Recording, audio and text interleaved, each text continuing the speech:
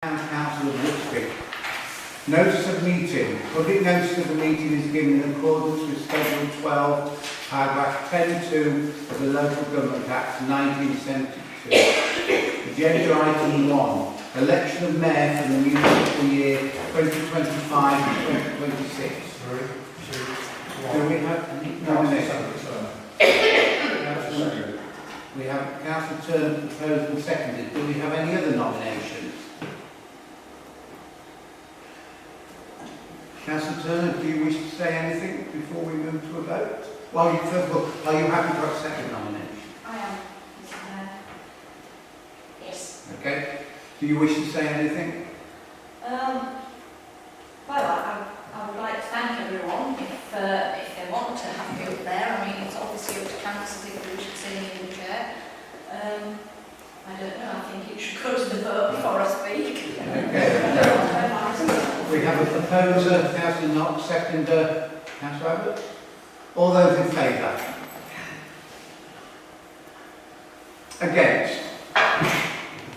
Abstentions? Right. I'm Mayor. Councillor Turner is our new Mayor. Congratulations.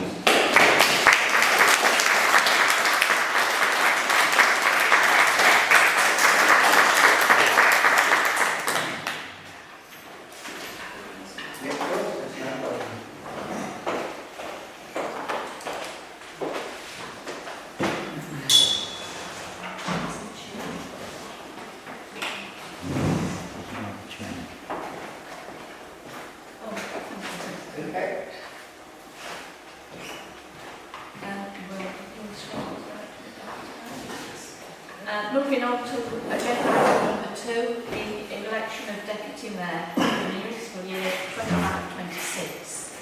Councillor, I have both Councillor Hartley, but to second it.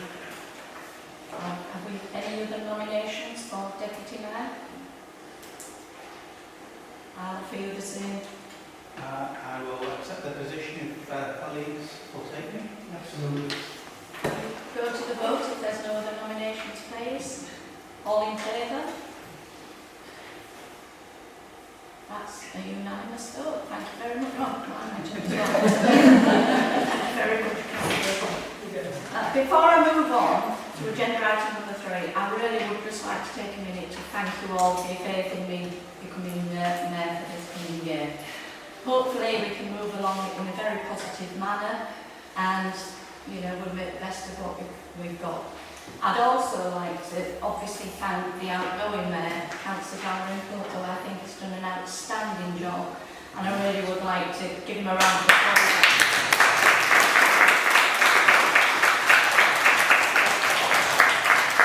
And I'm very happy to see Councillor Haston sat by my side as Deputy Mayor.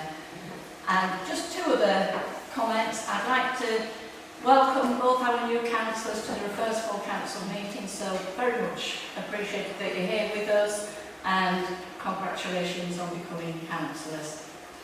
The only other thing that is left for me to do is welcome our public tonight and say thank you very much for attending. Any problems if you can't hear us, please notify me and we'll do our best to rectify that.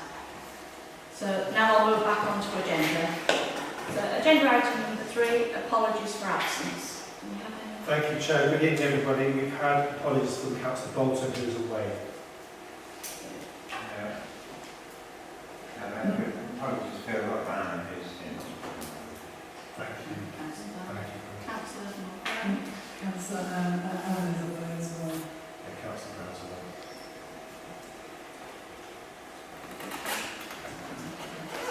Moving on to agenda item number 4, declarations of interests. To declare any interest which members have in the following agenda items. Have any declarations to be made? No? Thank you. Agenda item number 5, public participation. Standing orders will be suspended for up to 15 minutes to allow for questions or statements submitted by members of the public, and we will be limiting it to 3 minutes per person. Do we have any requests? Does anyone wish to speak? No? Moving on to agenda item number 6. 6A, to approve as an accurate record minutes of the following meetings. First one is full council on the 4th of March 2025. I have a proposer and a seconder. All in favour? Any against? Any abstentions? Thank you.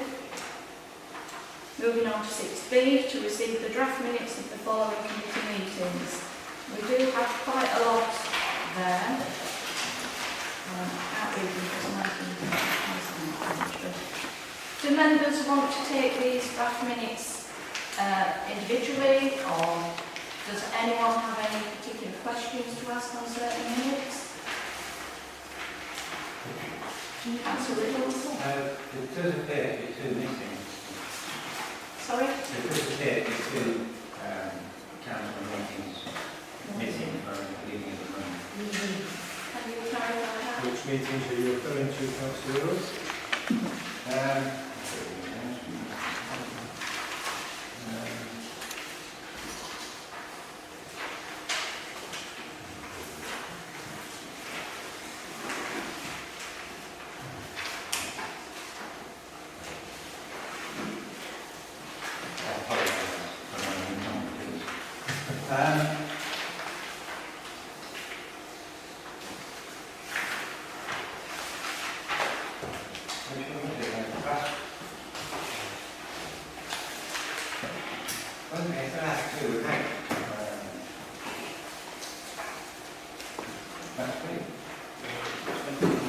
What's it in here then?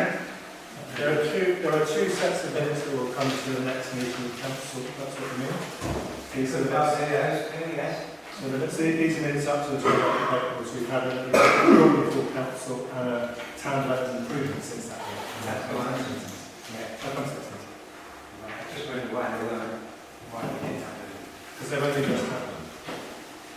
Yeah, that's what. Are you happy with that explanation, Councillor? I would prefer them to look at the minutes that happen at this meeting and everything's looking out the way. No, I understood. But we're up to 25th of April a couple of weeks ago, and anything from there comes to that meeting. Okay. That said, do any members have any comments or questions on the draft minutes before you? Sorry, I can't read it to you because my papers.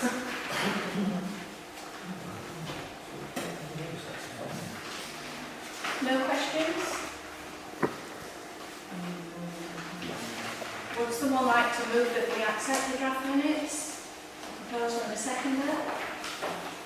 Thank you. Yeah, so that was. Can we go to the vote? All in favour? I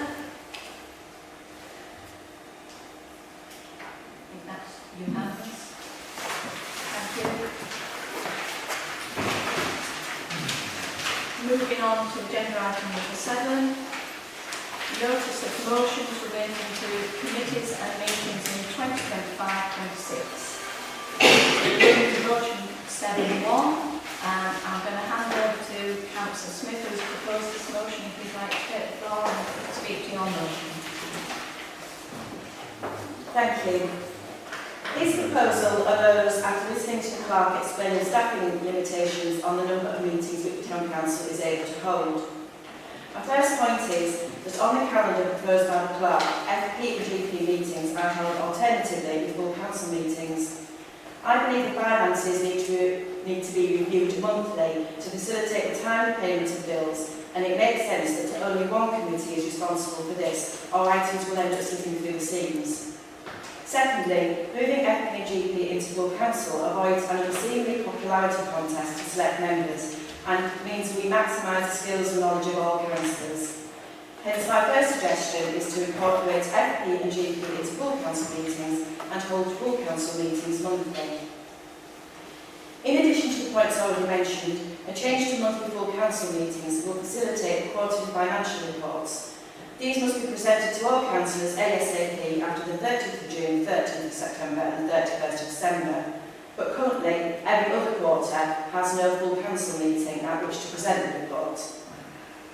I do accept that condensing so much business into full council meetings will mean that some matters will require extensive or preliminary investigation. These subjects can be delegated to a working group convened for that specific purpose and can produce reports without the use of paid administrative time. Point number 2. Whitby Town Council has a statutory right to comment on all parish planning applications. This right carries time constraints, which on occasions require bi-monthly meetings of the planning committee. This is confirmed by the terms of reference for the planning committee, which says the number of ordinary meetings per council year, as required with time responses to planning applications, usually 2 per month, occurring on the 2nd and 4th Tuesday of each month. In order to compromise this without increasing the number of meetings, I propose dispensing with town development and improvement meetings and harbour committee meetings and incorporate these 2 committees into full council. As well as facilitating timely planning responses, this will allow council to respond faster to matters raised by the public, as instead of matters raised being discussed at town development and then waiting up to 2 months for ratification by council, the matters may be agended and resolved within a month. Furthermore, having monthly calendared full council meetings will avoid the need for uncalendared extraordinary meetings. Having read tonight the amendment, I am happy to accept that amendment, subject to clarification by the clerk that it is actually legal to have a committee that contains all council members. Thank you, Councillor Smith. On that note, could I ask for some clarification on the membership, if we were to go with the amendment, please? So I think, obviously we've made sure you all have copies of the amendment in front of you, so you can see the amendment. And I think it would be fair to say that the 2 councillors, I'm allowing the amendment very much to get the kind of the will of council on this matter, to be clear. For the amendment to be possible, we'll have to determine how the current terms of reference of those committees turns into the terms of reference for this single committee. It's also fair to say, as Councillor Bitters had indicated, it is not normal practice for a council to have a committee with all of its members, because of the risk it can appear like it's a full council meeting. So we have to be really careful about how we frame this committee to make sure we're not falling foul of appearing to have 2 full council meetings. The critical distinction normally is really around the fact that there are certain decisions that can't be delegated from full council to a committee. So we need to make sure in any relevant terms of reference or similar matters that we make sure that distinction is clear to everybody, so we can see that we haven't got effectively 2 full council meetings. But it is not usual practice for a whole council committee to exist. The whole purpose committees normally is to set it up for a group of councillors to work on particular areas, recognising that not every councillor will work on every area, if that makes sense. That's why you have your committee structure. So, were the amendment to be passed, I think we'd be clear about the further work that will be necessary to make it happen. And it might be, for example, sensible within the motion to suggest that basically, that if you like, some more work is done for council to formally agree something at a meeting in the very near future. Now, council will have seen today that we already have a council proposing an extraordinary general meeting, an extraordinary council meeting to happen. And also there are some other matters that will require council attention in the next few weeks. So I do anticipate there being an additional meeting of full council in the coming weeks that could finalise these arrangements, should they be full council. Thank you, Adam. I think just for clarification on the amendment, I should just explain why the amendments come forward. We're very aware, obviously, that everybody wants to be involved in the running of this council, and I think if we're going to alter the way we've worked in the past, we've got to look at some radical changes on the table. And the reason for the amendment came, I actually support monthly meetings firstly. I think that's the way that this council will get to grips with whatever's going on in our town. But the reason of the amendment, I do feel that if the motion was successful this evening, that to hold a full council meeting and tag on to that finance and general purposes, which in my opinion needs a lot of time devoted to it so we get to grips with the financial position of this council. Along with that harbour meeting and town development, we will be saturated that evening. We will never get through that much work. And if you just look at tonight's agenda, I think that tells you within the time constraints we've got, according to our standing orders, we've got to finish by 9 o'clock, we would never get through all that work. So that is the main focus of the amendment. It supports the motion, but it also encompasses all councillors to be involved with this council moving forward.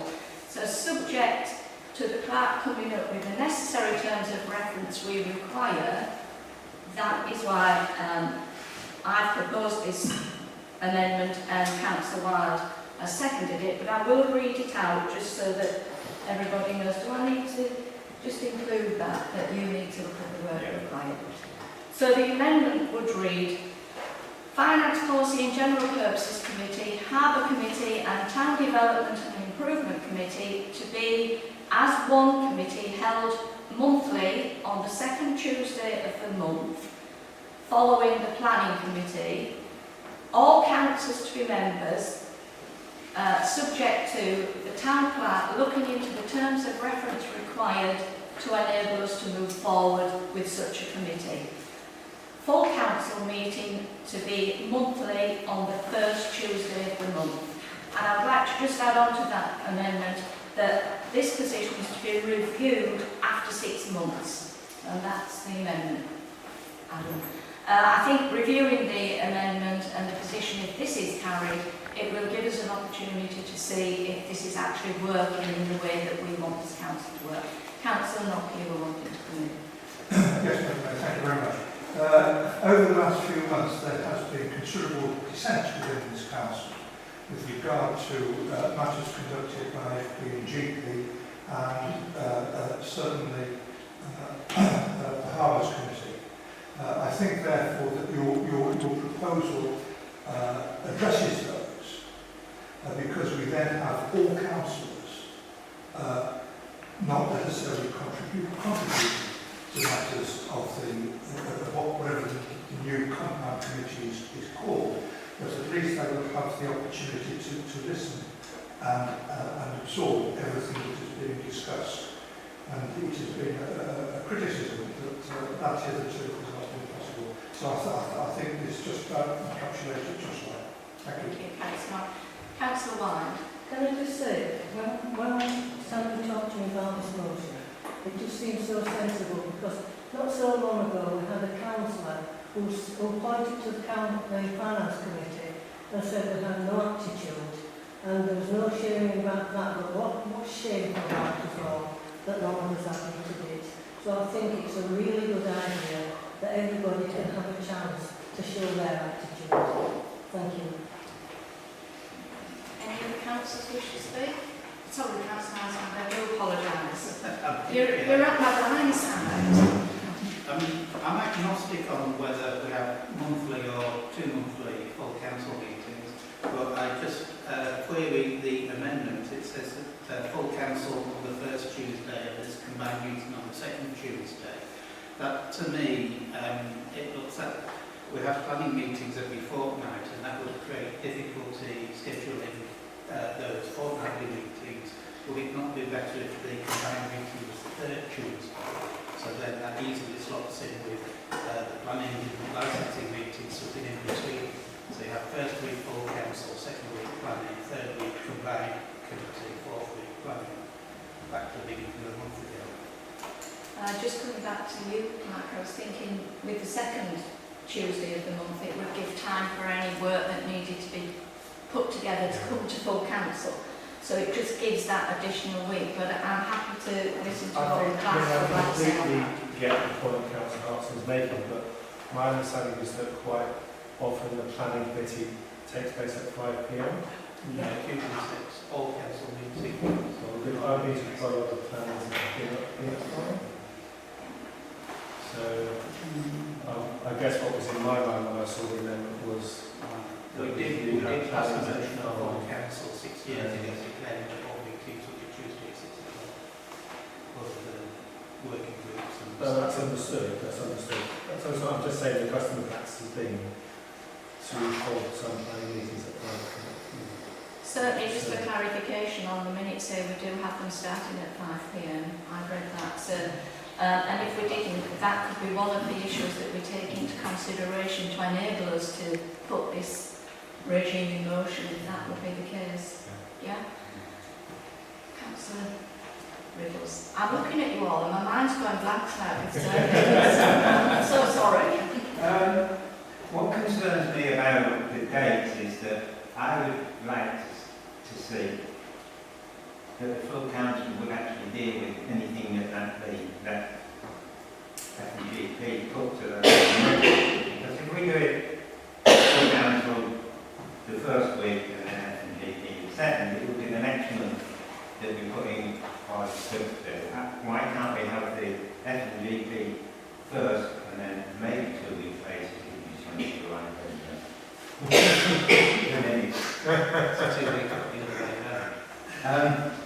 Wouldn't that make more sense? Because then we're keeping everything in that same month. Because it's my main criticism with having meetings every 2 months is that by the time you pass them, we've got to 4 months. And actually people have forgotten what the hell we were talking about. So the items tend to get forgotten about. And we don't do anything. If we had it in the same month, everything would still be kicking into people's minds, and we would get on and be able to move forward quicker. I think speaking from the point from the amendment, my thoughts were that if it was the second week of the month, we have full council the first week of the month, first Tuesday, so that gives us sort of 3 weeks in between, which would mean anything decided on needing to come forward to full council from that meeting on the second week would give the clerk and the assistant clerk 3 weeks to pull that information together. So although they will flip over into the second week, we've effectively got 3 weeks in between those 2 meetings. Would that be sufficient time for you to pull that information together? Great question. I'm getting a nod from the assistant clerks. I'm taking that as a yes. It's all joking aside, I completely hear what's being said. I completely hear it. And I guess what I would say is that however things are structured, the meetings can only be for 3 hours.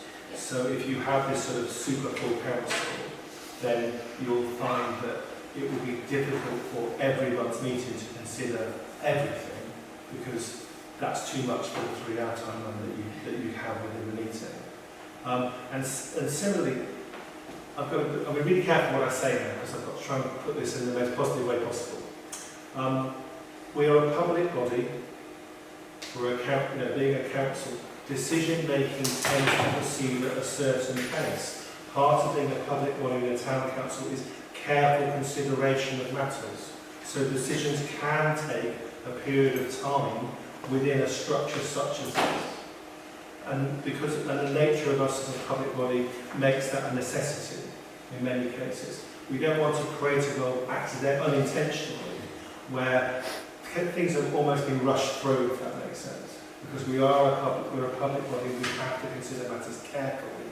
And decision making, for people outside of town councils, decision making can seem frustratingly slow. And I completely recognise that. But we don't want to put ourselves in a different position where essentially we're not making sufficiently considered decisions when we're making the decisions. So that consideration process still needs to happen. And so some councils will still experience a pace of progress that they may still find quite slow. Councillor Knock, you wanted to come back? Yes, thank you, Madam Mayor. I think that your amendment as proposed, whilst we're addressing something that is very valuable for this council to do, you are putting in there a caveat that we'll review after 6 months, which in the overall scheme of things is a relatively short space of time, and it will enable us after 6 months to do a proper assessment of whether it is working or not. And you're not saying that that's it, it's cast in stone, you're saying we'll review it. The review does not mean to say that you scrap it, it means that you can change it a little bit if circumstances so indicate within 6 months. Thank you, Councillor. Any other comments before we go to a vote on? Maybe it's me that's confused, I don't know. But what's the point of us signing up for committees if we're all going to be members and we all have to attend these meetings? Well, that will be the point addressed after this decision is taken with Councillor Cobbin. We've got two options on the table this evening, so it depends at the decision taken now as to what option we will be looking at moving further down the line with committee places. Yeah, and well, that will, I mean, that's a fair question, but I think when we get to item 8B on the agenda, things will become clearer. Because this is not all of the committees of council. There are still a number of committees, human resources, art gallery, and others that will, and planning and licensing, to be fair. So basically there are currently 6 committees. This effectively moves us to 3 committees rather than 6 committees. Councillor Abbott, you indicated. The point I'd like to make on this is that it's been done before, this is past. This council has gone through this procedure under the remit of Councilman Credit when he was there. And the decision was that because the full council were on the committee, it made it a full council. And how he got down that, I don't know. He obviously pulled away from that to not allow it to be a full council. Yeah. The thing about the decision making on this was, as the council have already pointed out, we're not getting to the point where we should be eating it, we say today, we're taking these points in 6 weeks' time when it's got over and done with. In other words, the town's good, we should have been dealing with it before the time come in. Yeah. And that's the thing we've got to get it. That's all I have to say. Any more comments? Well, to clarify, you know, the 3-hour limit, so from 6 till 9, is that for the full council meeting? Is it for committee That's meetings? within our standing orders that all Just meetings all must meetings, finish. so whether it's a full council meeting or a committee Yeah, it meeting? doesn't matter. As we currently stand, the committee structure is that they finish at 9 o'clock. Okay. I guess I'm concerned with it will dilute some of the conversations that I had, you know, some of the harder meetings we've had a little bit more in depth. We spent a little more time like talking, you know, through things, and by combining all these points into one meeting, we're losing a bit of that ability to have the more in-depth discussions. But, yeah. Councillor Rock, the last time, because I've got other councillors waiting to come in. Yes, Councillor Rock. thank you for the voting, because I know there could be 3 points of the cherry.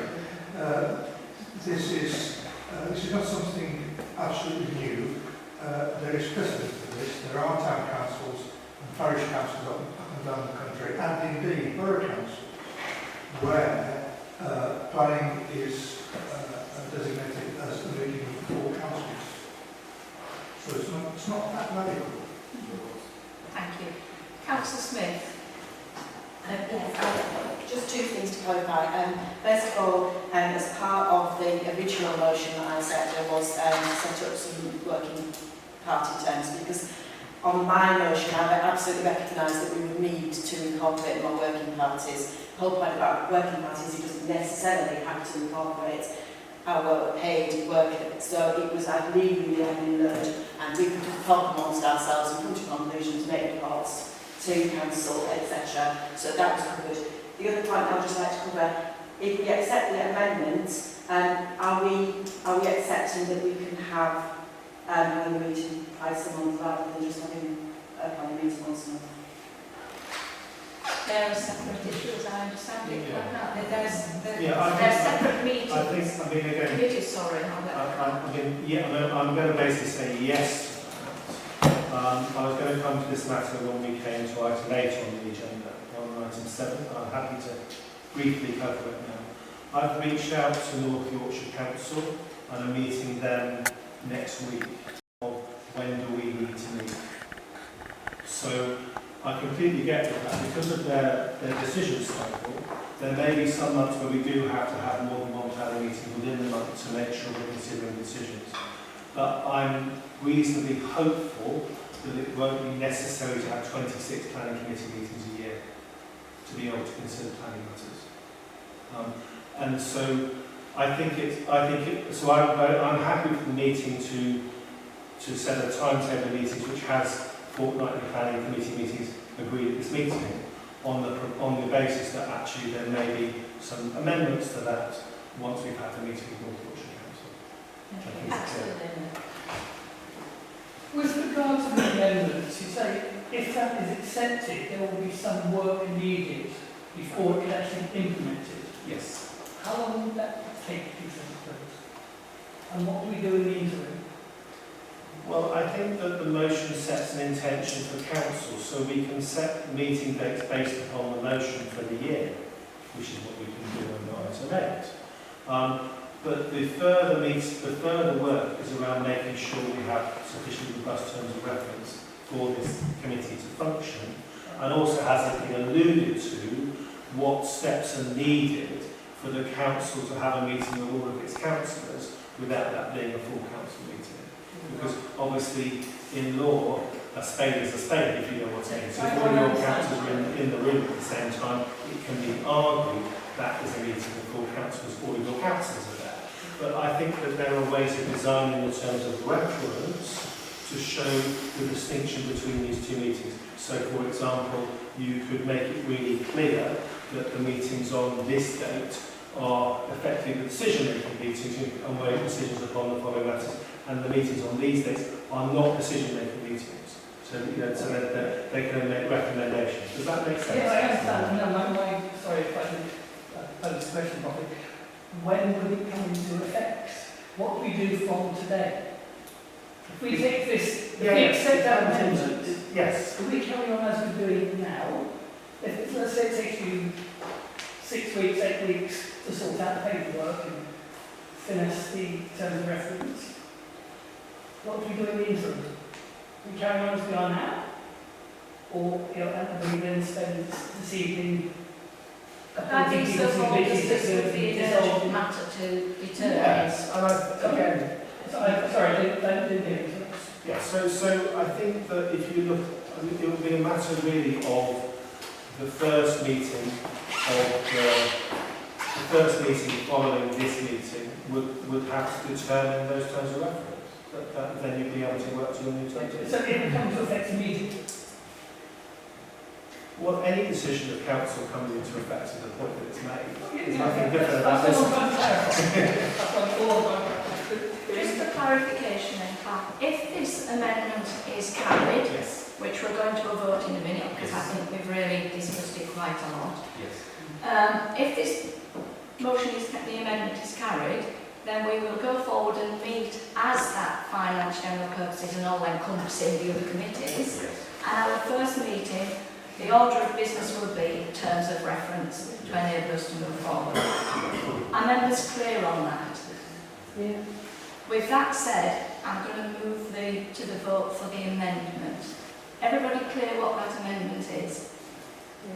All those in favour of the amendment?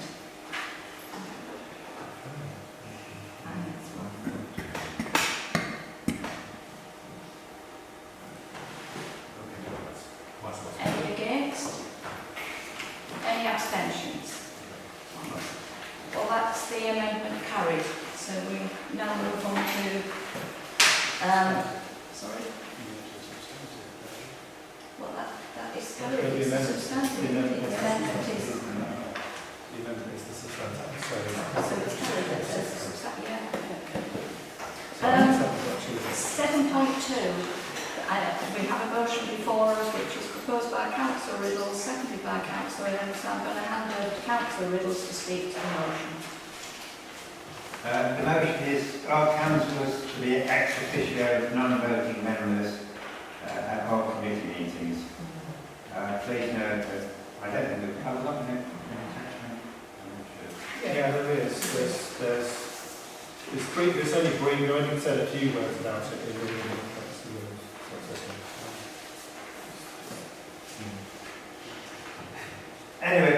basically, my idea was that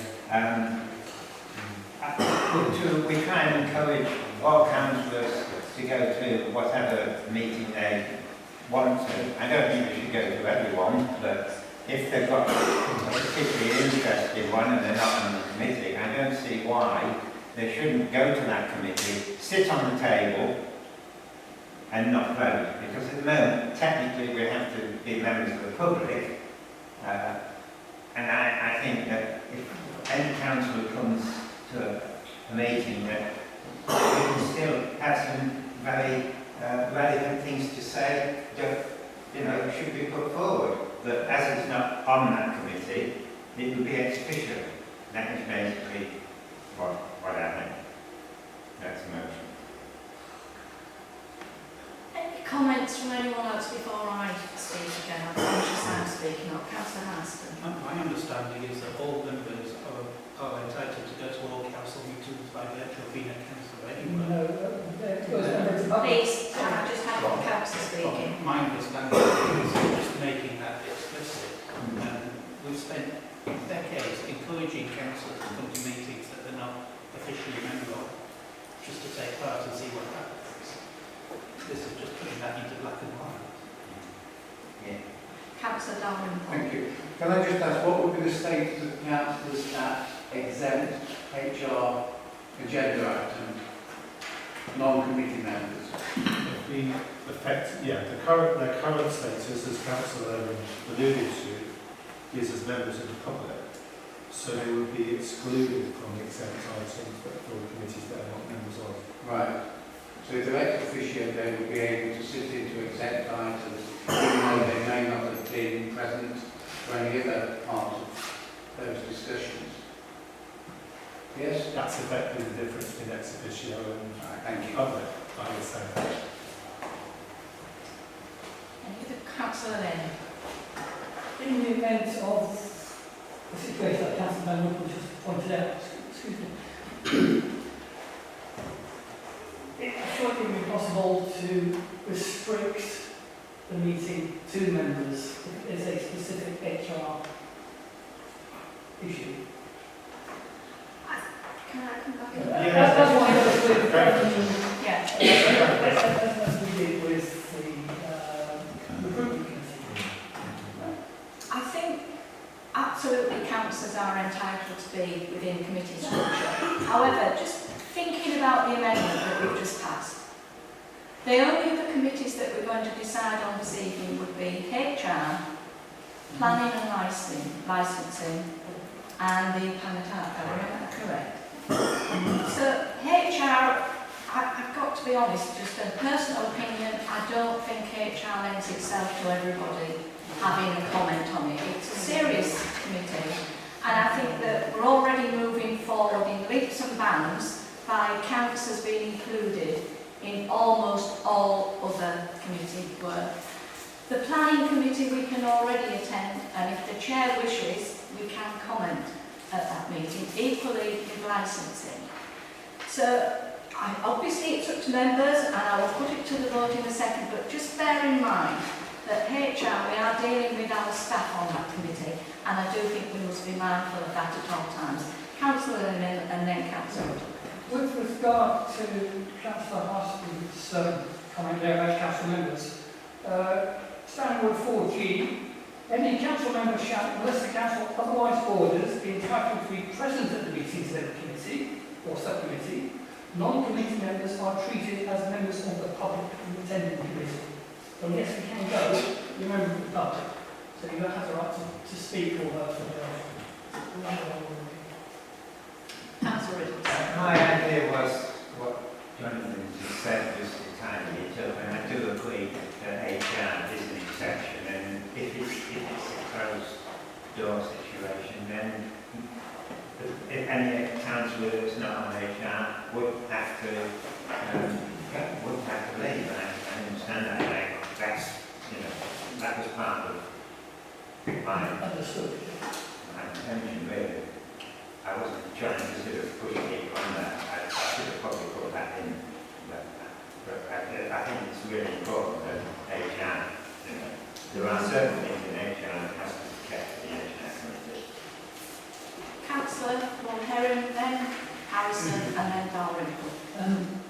planning to actually need training, so that we know the whole council will require training before that.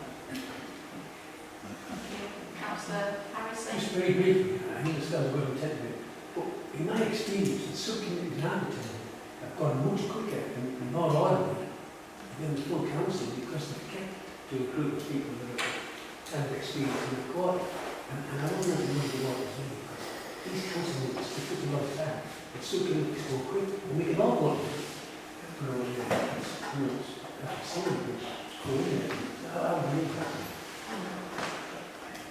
Councillor Darwin. I would just like to say, in reference to planning, previous year we would have welcomed any councillor, not ex officio, but to be on the planning committee for many weeks, months. There was 4 of us with no substitutes, and you know, if this has been there now, and we said no, don't sit as ex officio, sit as a full member because we need you on board. They would have been able to participate and vote because the numbers were right down. And Councillor Knott, final word, then we're going to, sorry, I'll let Councillor Harrison. We did say a long time ago that the planning committee should be properly named the planning and licensing committee. It would be nice to see written as that for future meetings. I recognise, of course, that the town council is a statutory consultee in terms of planning, but not a statutory consultee in terms of licensing. And we did ask several months ago, as Councillor Dalrymple will recall, that the deputy clerk interrogate the website of North Yorkshire Council once a week to identify licensing applications that have been submitted that affect directly Whitby, and it never happened.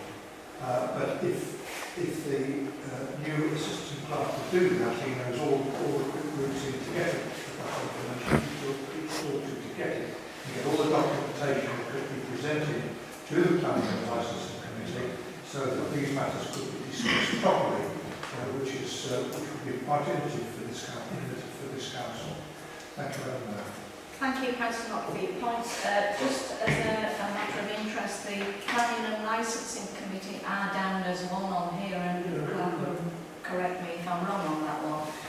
Final word now, Councillor Hassan, you're going to have to tap me because I can't. Would it be useful for us to understand that Councillor Biddle's amendment implies other than Part 2 items?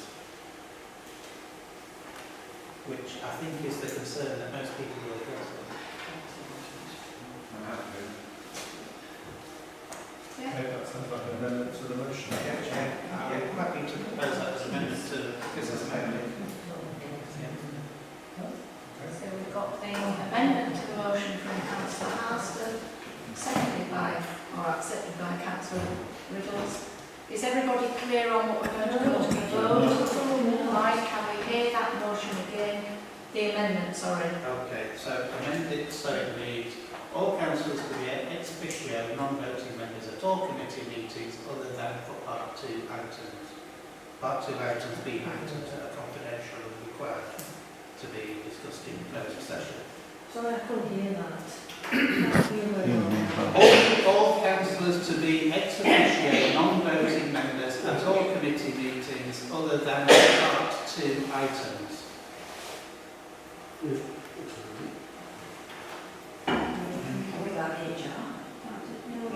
That would be What HR would to Part 2 and exclude the people who aren't full members.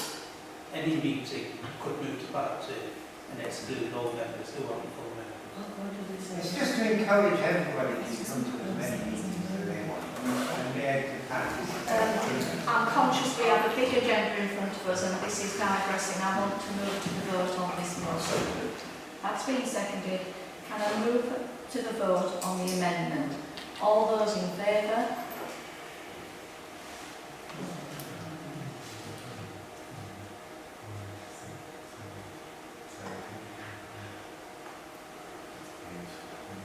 Against?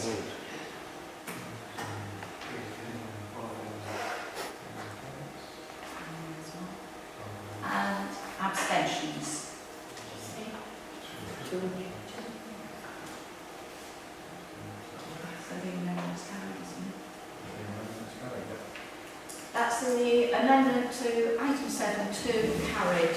So moving on to motion 7.3. Again, this is a motion proposed by Councillor Riddles, seconded by Councillor Lehman, and again I will hand over to Councillor Riddles to speak to his motion.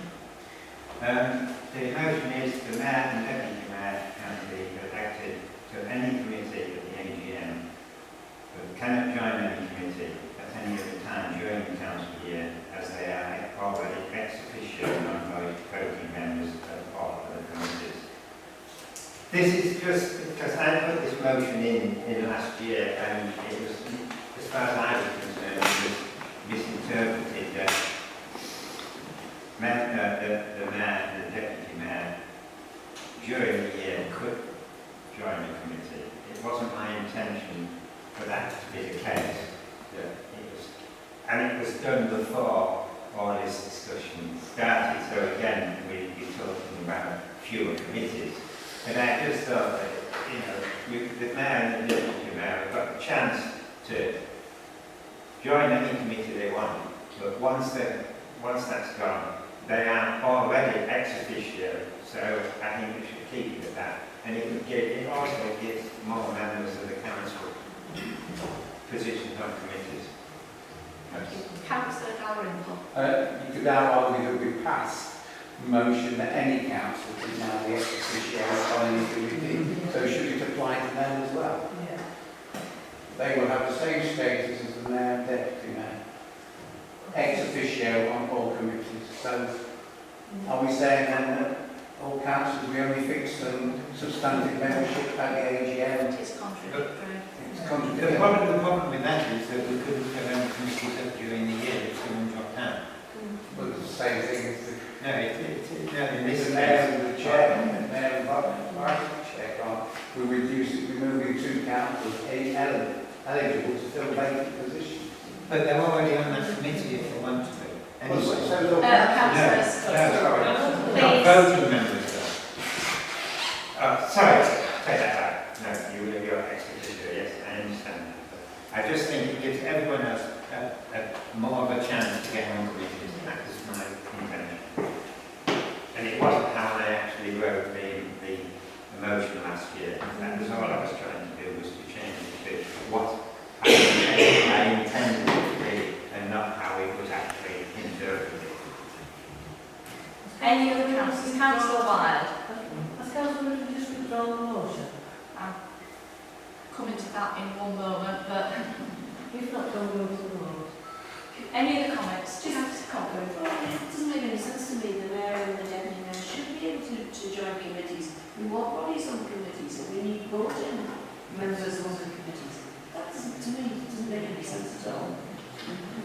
Councillor Riddles.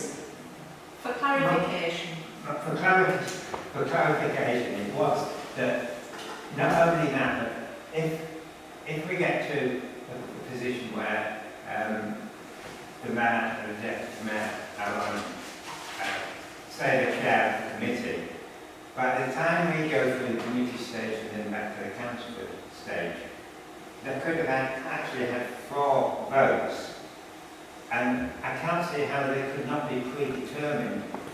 If they're not voting at these committees, when it comes to the final vote, if there is one and it's all even, then they've got a clear vote that they can put in. Otherwise, they're actually just voting on the same thing all the time. And I would put it that they're predetermined and wouldn't be able to give a proper decision as a final vote. You could accuse any councillor of being predetermined. Councillors, I don't want this Sorry, across the floor. I'm not sorry, going to have it. Sorry. That was mine. Right. I think with the motions that we've just passed, this does negate itself a little bit, quite frankly. And I would wonder if Councillor Riddles wants to be mindful of that and possibly withdraw. I'm not telling you what to do, it's a suggestion.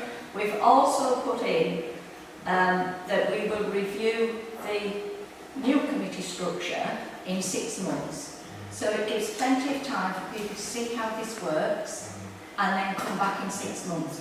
But again, I'm not leading anyone, I'm just putting a suggestion out there. I would quite happily withdraw that. And it was seconded by Councillor Lehman. Right, so motion 7.3 is being withdrawn. Moving on to agenda item number 8, and that is the items for review, 8A, review and adoption of the Council's constitution, including standing orders, financial regulations, policies and procedures and scheme of delegation with the terms of reference. We've all had the documents attached. Any comments, councillors? Chair, just to be clear, as we covered this at the extraordinary meeting 2 weeks ago, I've set out a programme of comprehensive review of all of these documents for the civic year 25-26, and therefore suggested at the meeting 2 weeks ago that this meeting will adopt the current version on the understanding that review is taking place. Councillor Riddles. The only concern I have about this is that we were told very early on last year both by the auditor and YLCA that our standing orders and procedures, etc., were needed work on it, and we haven't actually done anything over the full year. I mean, what we need when we get to the AGAR,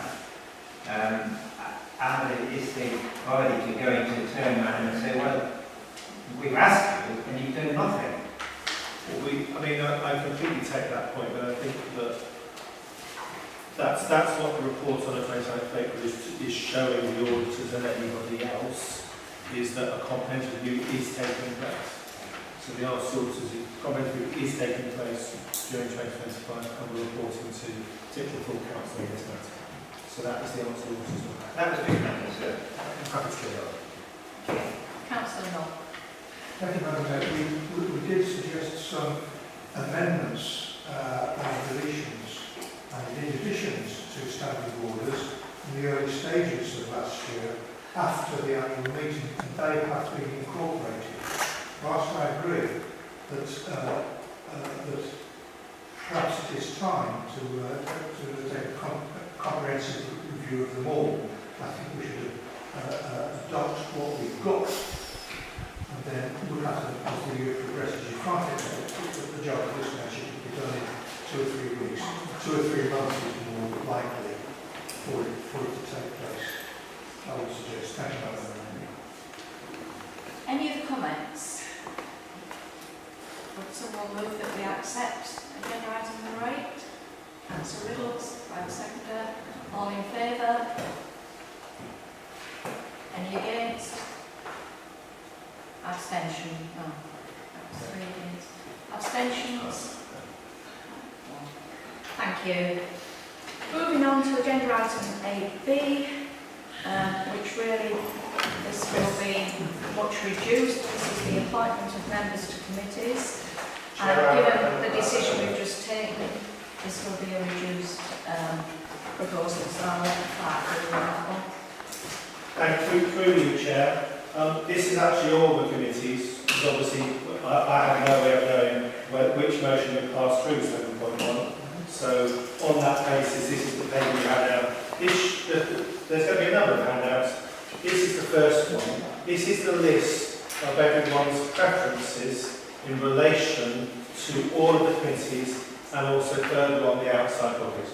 So you'll see page 1, FP, GP, Human Resources, Planning and Licensing, page 2, Town Development, Harbour, Planet Art Gallery, and then page 3, the Joint Management Committee, Neighbourhood Plan Steering Group, and Public Committees Working Group, which will come to under agenda item 10, and then pages 5 and 6 are the outside body references for when we get to that item a bit further along the agenda, Chair. So with your indulgence, Chair, I'm going to give this out to you.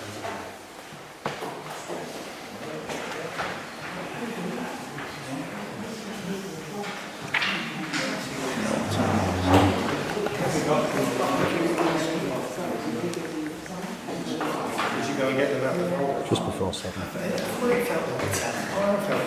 wondered why. I nearly put a note to say.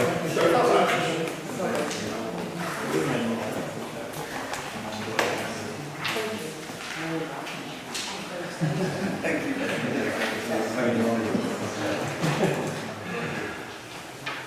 Okay.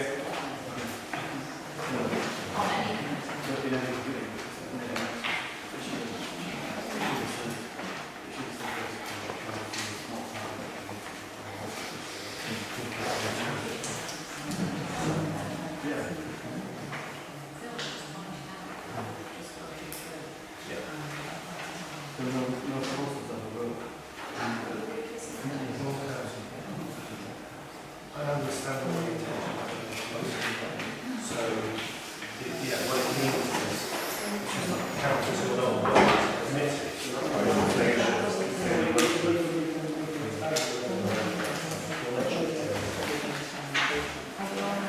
Yes. All right. Councillor Smith, you usually speak.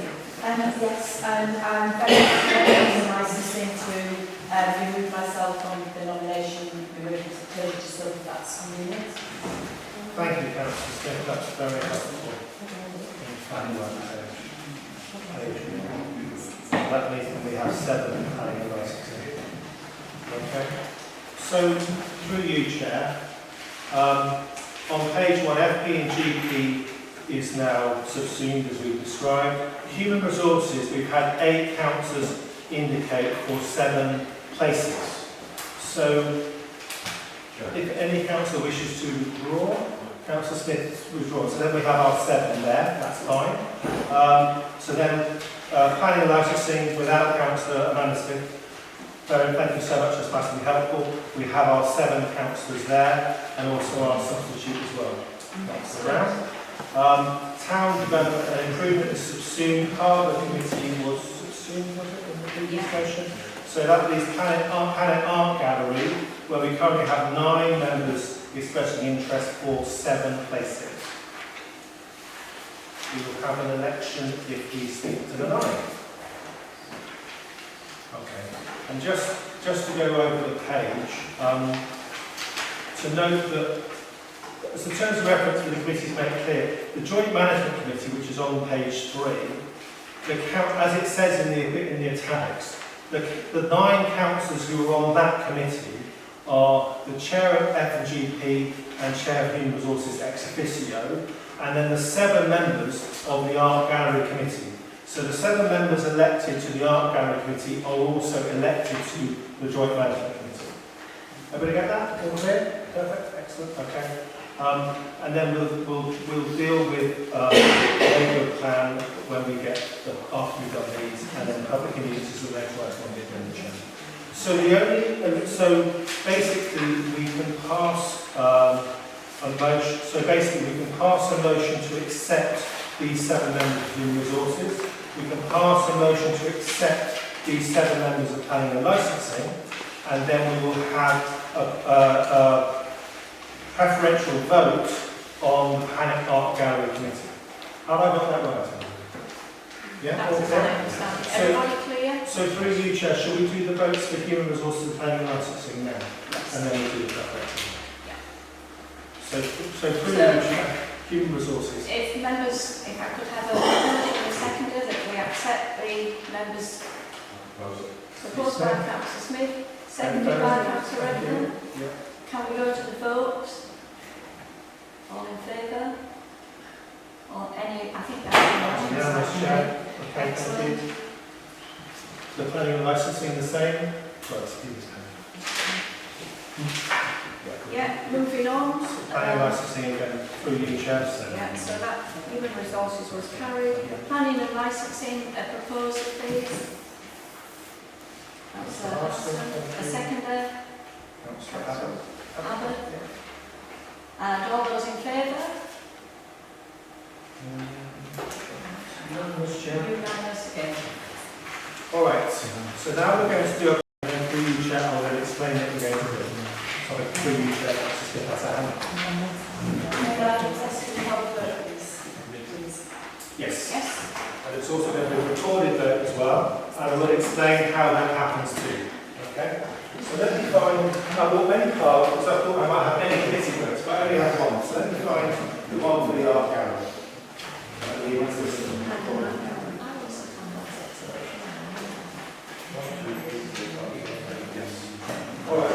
get another hand up to you, councillors, if that's okay. Morning, would you please? And then I'll explain it once I've given it out.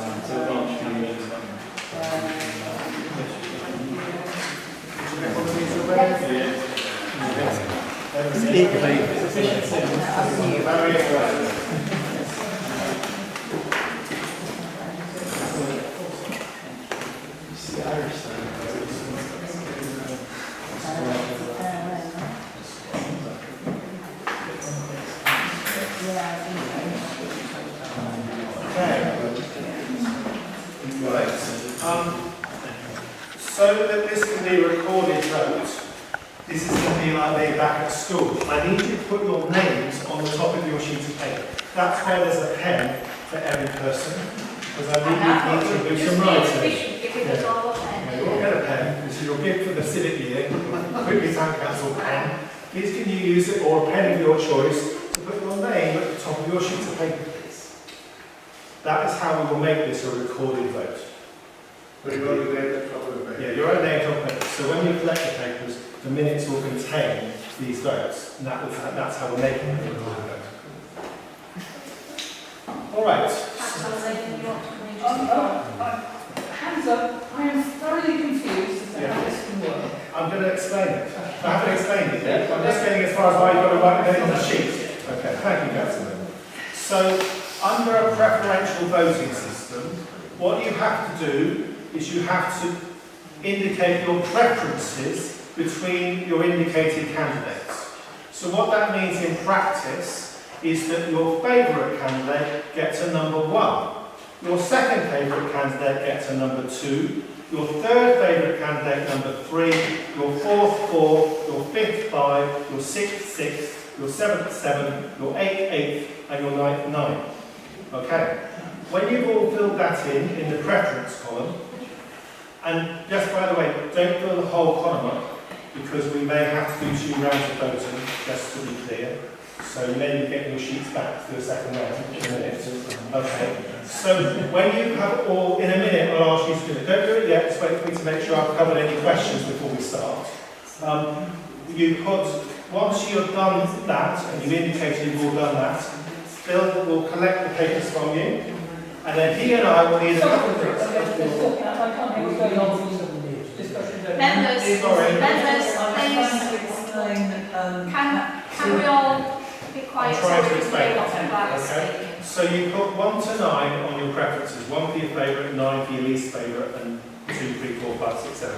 When you've done that, we will collect your papers, and then we'll need a couple of minutes while Phil and I, with our calculators, calculate the outcome of that vote. Okay. Now, there's something else I need to explain. Sorry to explain so much. We're going to 7 councillors. Now, under our standing order 8, when you have a multi-candidate election, you can only eliminate 1 candidate each round. So at the end of the first, so we'll do the vote, we'll collect them all, and then we'll let you know which is the unfortunate councillor who got the least preferences and therefore is no longer in the running. Then we will do the vote again for the remaining 8 councillors to reduce them to 7. Does everybody understand why we're doing it twice? Yes? Happy? Any other questions before we do it? Councillor Lehman. What happens if more than 2 candidates get the same number? Understanding order 8, there was a casting vote, because only 2 with no more than 2. Under the standing orders, the chair has a casting vote. Right, but if there's 3... Yes, that's only because there were only 2. There are only 2 options. On this system, it's not possible for 3 or 4 people to have the same number. No, I think I understand that there are complexities. If there is a tie between more than 2 candidates, we will hold the vote again. And what happens if it doesn't change? I'm just we will indicate to the councillors why there is a need for a further vote, and then we will ask councillors to reflect if they'd like to make any changes on that basis. Another question is, what happens if a councillor doesn't want another councillor on there under any circumstances? This is And not it an is individual. not- The purpose of this is to come to a decision of council.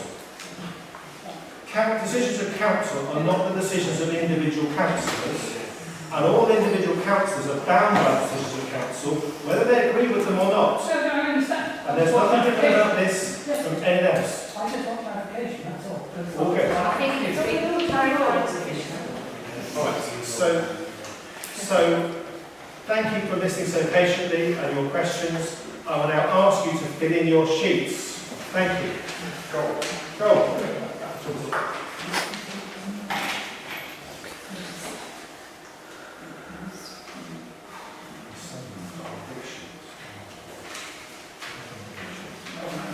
We had a paper election last week, we should all know how to do this.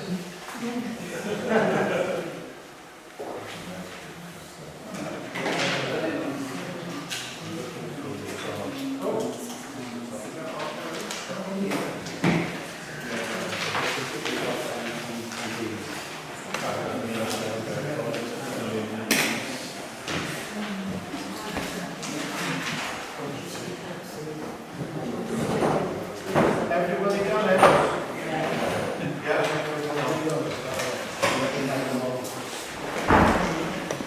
Not this edition.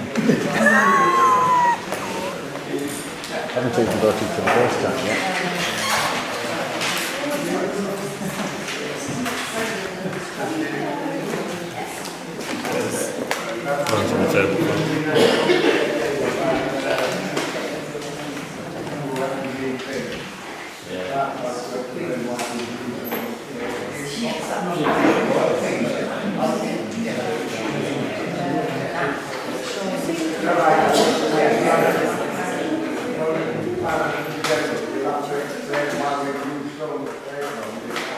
Absolutely. You're not wrong. It was a long day today. That's all I'm going to say. Gives a clear demarcation between the two sections. Just take a few minutes, councillors, while they vote. How does it work?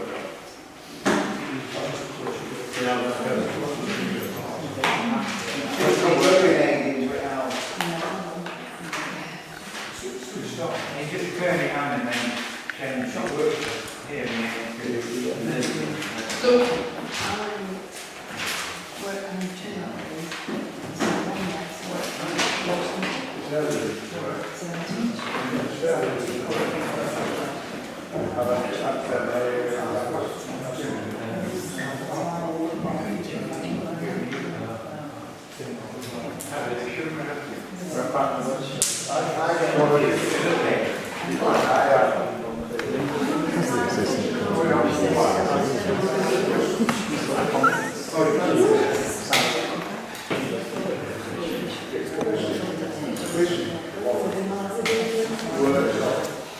Where they're being set and it's written down.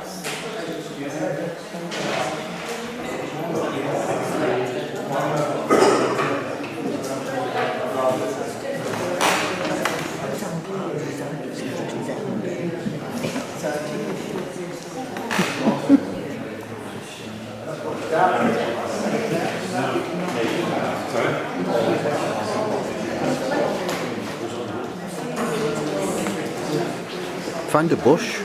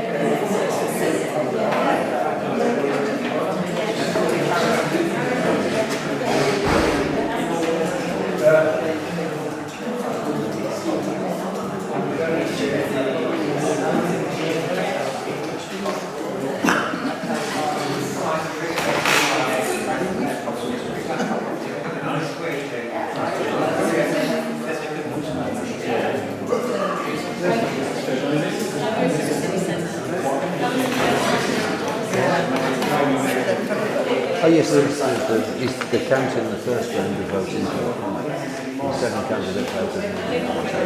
And then obviously they can only eliminate one at a time, so they have to do it again.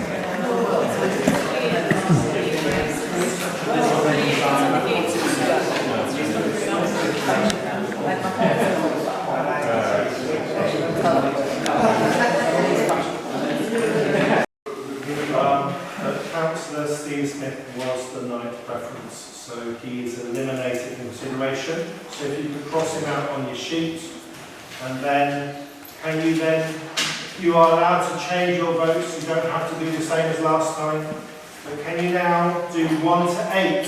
1 is your favourite, 8 is your least favourite. Thank you.